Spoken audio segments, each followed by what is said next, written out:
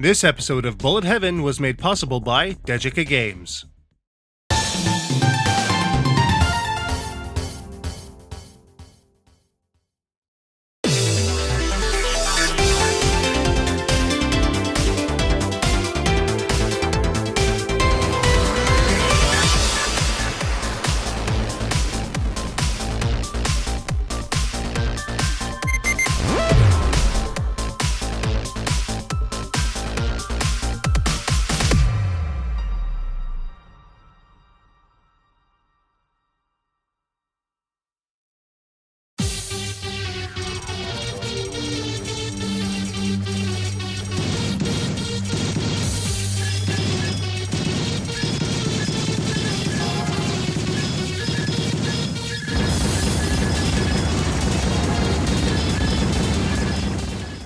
All the way back in episode 2 of Bullet Heaven, we took a look at Castle Shikigami 2 on the PlayStation 2.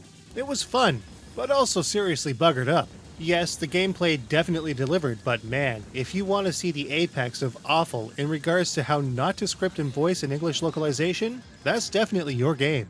Another botched localization from the fine folks at XS Games was the original Castle of Shikigami, released as the unassuming Mobile Light Force 2, complete with totally unrelated, awful Charlie's Angels style cover art. Ugh. Mobile Light Force 2 was definitely Shikigami 1, but it was also stripped entirely of its story. Leave it to Degica once again to lead the charge in properly releasing this mostly forgotten game with its story bits restored for Western audiences to enjoy. But with 2 sequels sporting numerous enhancements, is it worth players' time? How did the transition go? Let's take a closer look.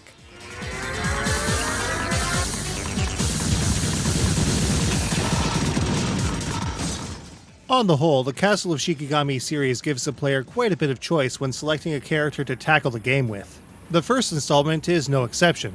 Each character will progress through the same stages, but has quite a bit to say about the events going down as they happen. Each character has a vastly different fire type, special attack, and bomber, allowing for many players of different playstyles to play the game in a way that fits their skill best. Castle Shikigami is played over the course of 5 stages, each with 3 distinct phases. Typically, a mid-boss will punctuate each section with a final showdown with a verbal exchange and battle with an enemy character at the end. The game flow is pretty straightforward and fairly lengthy to boot. Castle of Shikigami's controls are just as straightforward. Each character moves about the screen with 8-way control mapped to either a D-pad on a controller or via keyboard input. Interestingly, there is no analog control to Castle of Shikigami, which, to most, is probably not a huge deal. On the whole, movement is okay, but when it comes to very precise control, there is no real sweet spot. Players will be moving either too fast or too slow to easily take advantage of the game's core mechanics, which we'll take a look at shortly. Somehow, though, the PlayStation 2 version's control is a little more solid. This is sure to be frustrating for veterans of the original release. On our Hori Gempad EX controllers, the player's main shots are mapped to A by default, with a rapid shot mapped to X. This attack does a pretty good job of dishing out the pain, but holding the A button allows for a powerful Shikigami attack to be unleashed. As long as it is engaged, the player's character will have slowed movement, just like in Caves games. However, the reduced movement does not help in avoiding most enemy barrages. In a pinch, bombs can be used by pressing the B button by default. So, fairly simple, right? But here's where things start to get a little tricky. Castle of Shikigami uses a tension mechanic whereby players' fire and rewards are greater the closer they are to danger. Brushing up against enemy bullets does an excellent job of boosting a player's tension, which will change their character's aura from green progressively to red. This handy visual representation of the player's tension is super handy so as not to stray too close to enemy bullets. However, Shikigami's fairly unrefined control makes this a pretty big challenge, especially when the screen gets more and more flooded with fire. Collecting coins will result in shot level increases to a maximum level of 4. If a player defeats enemies with a higher tension rating, more coins will be released from felled enemies. Normal shots will result in coins that simply fall to the bottom of the screen. When enemies are defeated with magic though, they will be automatically collected by the player character. This works in the case of bosses as well. Bombs are also awarded when the player's level increases, as well as after death, to assist with retaking the offensive. A player will not receive bombs if the stock is at the maximum of 5 or if the player is at max power. There is definitely a lot of risk-reward to the game, especially when it comes down to grazing up against certain death. But the player character's hitbox isn't especially well defined, even when it sparkles at high tension and around tons of bullets. This makes it easy for players to miscalculate grazing distance, which is compounded when a player is moving too fast and hits the bullets they're trying to graze, or moving too slowly to efficiently get out of the way. There really is no real middle ground. Extends are also spaced out really far apart, which requires even more care thanks to the iffy controls and poorly defined hitbox. Players have a life gauge which is segmented into 3 parts rather than a traditional life stock. If a player gets hit, they will lose a huge amount of coins, and quite a bit of offensive power. Some can typically be recovered, but not all. If a player gets hit 3 times, it's game over, with the possibility of continuing. Credit feeding works to see the end, but a 1cc is more difficult than you might think, with an initial score of 150 million, something we never managed to see. Castle of Shikigami is serviceable as a single-player game, if quite a bit lackluster. Its sequels are definitely better games on the whole when it comes down to mechanics alone. However, unlike later games in the series, there are no story sequences in co-op games. Since future installments did add the ability to select additional characters to see how they interact with each other, Castle of Shikigami feels quite a bit more limited with less incentive to play again and again. Online leaderboards help though, which is where the scoring comes into play. After all, what is a shmup without a competitive scoring element?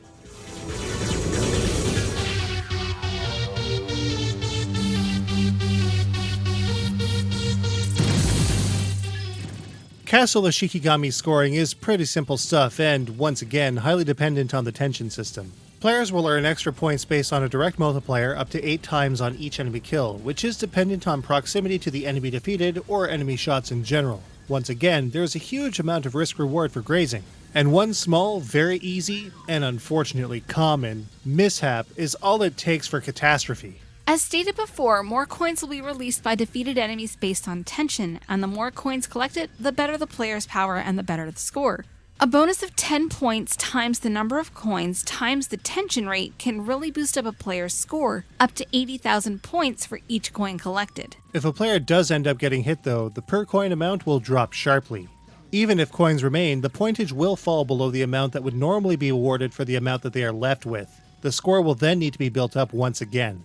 Other score points exist as well though. Destruction of specific shots with the Shikigami attack, for example, can also result in a score that can be multiplied once again by tension. At the end of each stage phase, a bonus is awarded to players based on the stage timer, amount of items picked up, and average tension.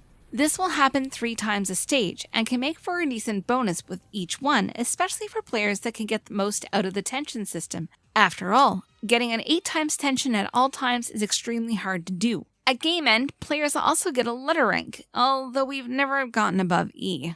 An online leaderboard for every difficulty exists in Shikigami as well. Players can stack themselves up to others around the world no matter their skill level, so long as they can stick with this one.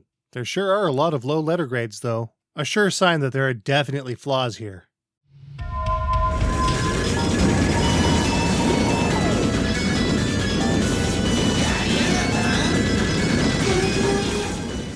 We just can't get around it. The presentation in Castle of Shikigami is pretty weak on the whole. There are a lot of aspects both in the realm of visuals and sound that make Castle of Shikigami less than stellar. And I gotta say, it pains me. On the plus side though, its fairly interesting plot is finally restored. Grisly murders are going down in Tokyo and a group of paranormal detectives are called in to see what's up and take out whatever the problem is. Visually, Castle of Shikigami is hugely conflicting. On one hand, everything rendered in 3D and vectored out is razor sharp and pops well. However, some of the backdrops have a tendency to clip and flicker at times, making for some distracting imagery. There are also 3D effects that are missing in this version, which are notably absent when compared even to the PS2's Mobile Light Force 2. That's nothing compared to the 2D sprites though. On the whole, everything in-game that's only 2D is chunky, blurry, and overall a pain to look at. I wasn't really sure what I was looking at most of the time when it came to popcorn enemies. This adds to the general uncertainty of where hitboxes actually lie on player characters too, since they are also pretty badly degraded in HD. This is in stark contrast to the high-definition character portraits in the sidebars of the game. Given the high-def character art, in all honesty, there's no real excuse for the in-game sprites to have not been reworked for a higher resolution. The OST and sound effects suffer in Castle of Shikigami as well, especially in the realm of the FX in particular. While voice samples work fairly well on the whole and the shots and explosions are what you might expect, there is a shrill, super loud, piercing sound used for boss destruction that makes for a pretty bad migraine if the volume of your game is too high. Once again, the PS2 release does not have this issue. The music, too, is less than fantastic. There are a couple of pieces we enjoyed, but the rest were mostly forgettable.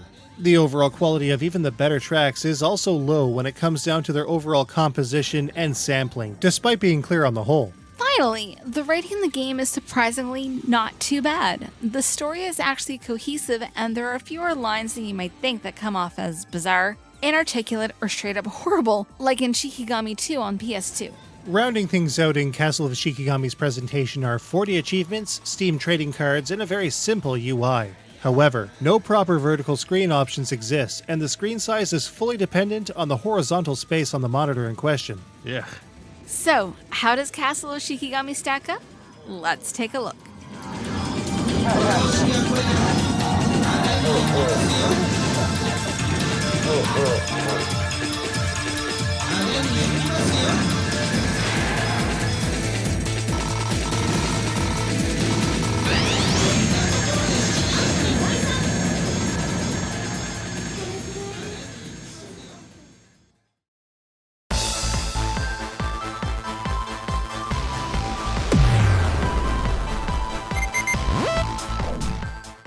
Castle of Shikigami doesn't hold up when it comes to its control. Its previous PS2 version is better. It's very imprecise, especially when the player's hitbox is so badly defined.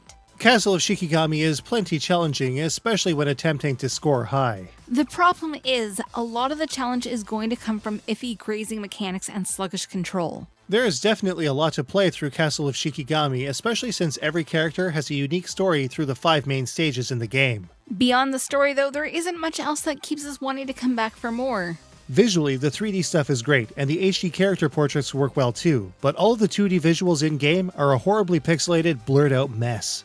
The visual clash is jarring and very distracting on the whole. Not fantastic. Castle of Shikigami's tunes mostly sound fine, but on the whole, we didn't dig the soundtrack here. There are some awful sound effects at play when it comes down to beating bosses though. Literally, ouch.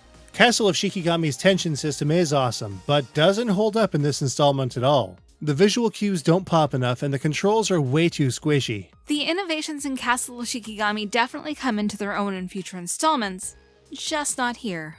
Castle of Shikigami's cost isn't terrible, about $12 US. Your mileage with it may vary though. There are a lot of people playing for score as of this episode, but we're not sure we'd stick with this one. It's such a heartbreaker to say this, but Castle of Shikigami is a fairly big letdown. This is definitely a rare misstep from Degica. Its unrefined gameplay is totally not up to the task that the tension system demands, and its visuals and sound clash in terrible, terrible ways. Fans of the series will probably want to check it out regardless, but we'd say stick to the unintentionally hilarious PS2 sequel or the vastly better Wii installment, Castle of Shikigami 3. Hopefully those will see release as well, with proper HD characters and sprites. As such, Castle of Shikigami gets a 2.75 out of 5. Aw man. If you look past its glaring faults, you might just enjoy this game for the story at least. You can get a copy of Castle of Shikigami on Steam today for about $12 US. That's a shame. I really wanted Castle of Shikigami to be better than this. Well, it could have been a lot worse. I mean, 2 homes and 7 moms? Hey now, that might have been poorly written, but I loved Shikigami too. I don't know what to say about that.